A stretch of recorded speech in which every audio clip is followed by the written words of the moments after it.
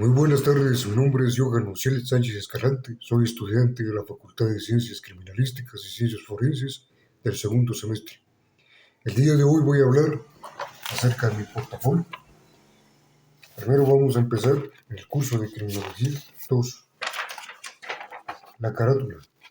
Después viene el índice, primero vamos a abordar los trabajos, vamos a abordar también el glosario, 5 términos que voy a decir del glosario y también un tema que voy a seleccionar y la introducción. Vamos a empezar acerca de la introducción del porqué del curso de criminología, cuál fue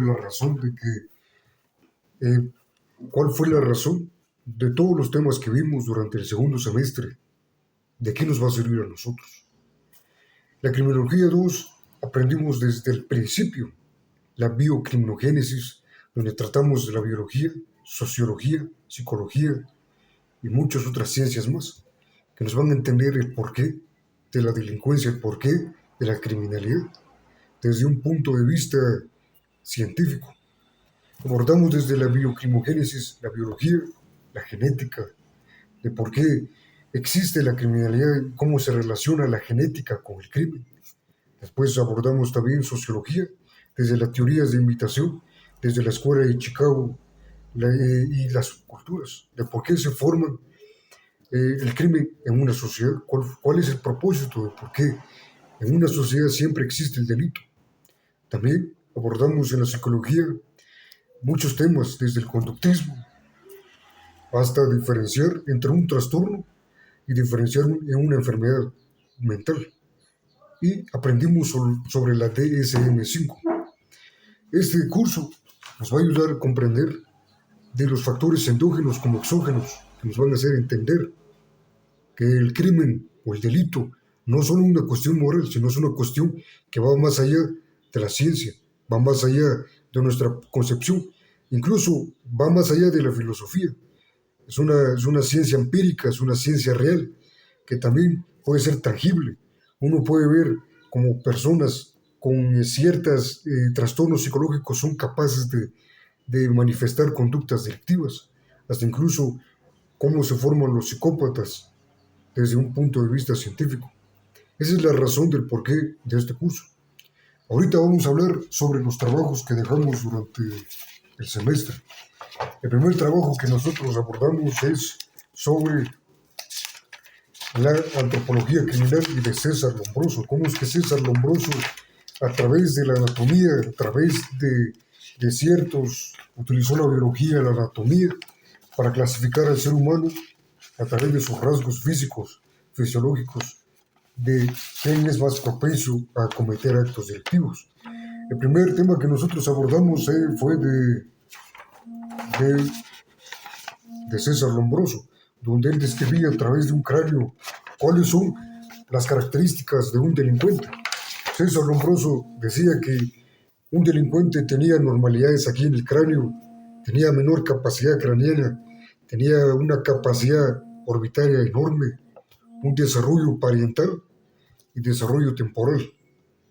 Tenía una frente hundida, un mayor diámetro visigomátrico, carente de mentón, una gran mandíbula. Podemos hacer una gran crítica con César Lombroso, porque tomando en cuenta todo lo que dijo César Lombroso, hasta yo podría ser un criminal. Pero el segundo tema que nosotros abordamos fue el trabajo de clasificación de lo que es parasocial, antisocial, asocial y también qué diferencia, cuáles son esos 3 términos. El tema que abordamos aquí es social. La persona social es una persona que establece, tiene muchas relaciones sociales, es una persona con capacidad jurídica, una persona con buena salud mental y que puede establecer relaciones sin dificultad. En cambio, la diferencia entre un antisocial y un asocial, que muchas veces en la cultura popular, como sociedad, a veces confundimos estos términos. A la persona que se aísla mucho se le discrimina o se le etiqueta como antisocial, pero eso es incorrecto, porque el antisocial es aquella persona que puede establecer, tiene ciertas características que el social tiene. Pero lo que diferencia a esta persona es que el asocial es una persona que no tiene malas intenciones, una persona que por el simple hecho de crianza, por su forma de ser, es una persona que se mantiene solo, una persona que disfruta el tiempo estando solo. En cambio, un antisocial no, un antisocial tiene un trastorno psicológico de salud mental. Él puede establecer relaciones, puede tener amigos por todos lados, pero esta persona tiene eh, otras intenciones de dañar los bienes jurídicos de otra persona. El parasocial es aquella persona que tiene interacción social. Se refiere a un tipo de relación psicológica experimentada por una ausencia de, por ejemplo, aquellas personas que están obsesionados o tienen mucho, están obsesionados, o aquellas personas que tienen sticker o viven mucho de fuera del entorno de la realidad. Y después vamos a abordar sobre el glosario. Voy a decir 5 términos acerca del glosario. Primero voy a hablar del hipotiroidismo. ¿Qué es el hipotiroidismo? El hipotiroidismo un trastorno de las glándulas tiroides de la T4 y T3 que hacen que exista una disminución en las funciones de las tiroides. Después voy a hablar sobre la progesterona. La progesterona es una célula, es una hormona esteroide que lo que hace es participar en el ciclo de vida de una mujer, por ejemplo, la menstruación, en otras funciones más que son propias de la mujer. También es conocido como la P4. Después voy a hablar sobre qué significa endógeno. Endógeno se entiende por aquellas infecciones o aquellas circunstancias, aquellos factores externos, internos, perdón, internos que hacen que una persona pueda desarrollar ciertas enfermedades o ciertas psicosis, ya sea enfermedades o trastornos, pero son causados por factores internos. En cambio, los factores exógenos, por su nombre es exógeno, significa del latín viene que es del exterior. Son aquellos factores, aquellas condiciones exteriores que afectan al ser humano en desarrollar un trastorno o una enfermedad. Y también voy a hablar sobre lo que es el delito. El delito viene del latín, que significa delictus, o crimen en griego, que lo significa es falta. El delito se puede definir como aquella omisión, como aquella acción que es antijurídica, que está tipificado en una ley y que su actividad o su hecho puede atraer consecuencias jurídicas a través de una pena o una sanción. Perdón, se me olvidó agregar otros trabajos que dejamos en clase. Otros trabajos que dejamos fueron los cuestionarios que desarrollamos en clase y el himno de la universidad, que aquí está escrito. Y también desarrollamos las 5 normas. ¿Qué diferencia una norma moral, una norma estética, una norma jurídica y una norma social? Por ejemplo, aquí puse normas morales, no el irrespeto, la responsabilidad, la solidaridad, el amor propio y también la autoestima. Estas son normas morales porque son unilaterales y provienen dentro de la mente del ser humano. Las normas sociales, por ejemplo, ir vestido de color negro a un funeral, guardar silencio, las normas estéticas y entre otras. Ahorita sí voy a abordar sobre el tema que nos compete.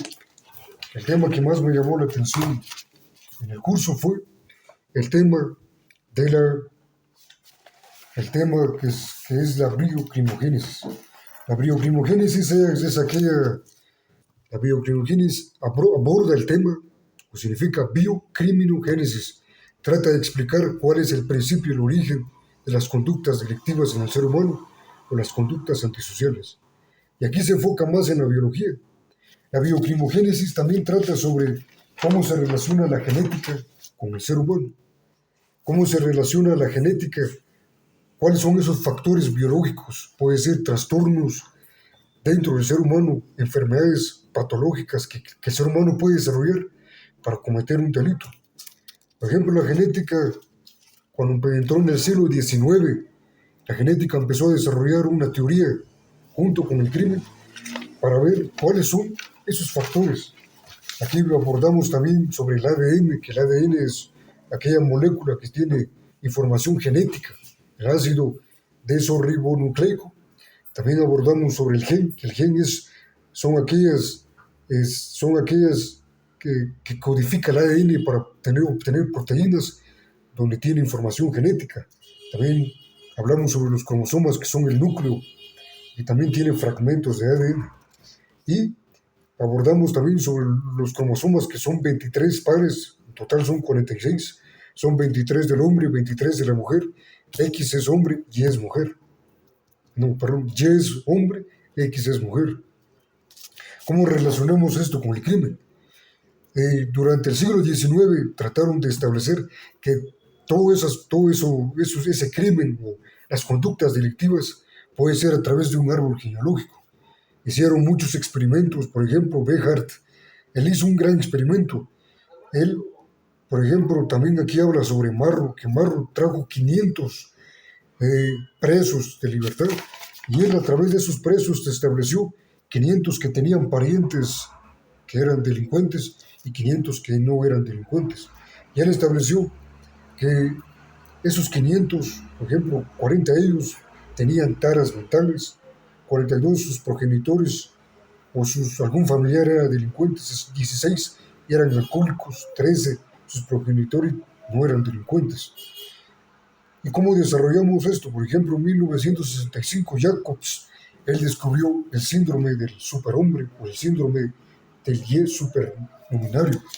Él trató de experimentar porque él decía que los que estudian en la genética o los estudiosos de la genética en el siglo XIX y en el siglo XX, ellos empezaron a descubrir que la falta de un cromosoma provocaba que una persona fuera un delincuente. O, por ejemplo, si existía una anomalía, un cromosoma o la existencia de un cromosoma extra, hacía que el ser humano se volvía delincuente. Lo que hizo Jacobs en 1965 fue que él, a través de un experimento, él descubrió que muchos centros carcelarios en los hospitales, en lugares donde existían personas agresivas, sufrían de este trastorno, del trastorno del Y superluminario o trastorno del superhombre, que son X y 2Y. Entonces este cromosoma hacía que el ser humano se volviera agresivo. Pero eso es lo que quería abordar sobre el tema de la bioprimogénesis.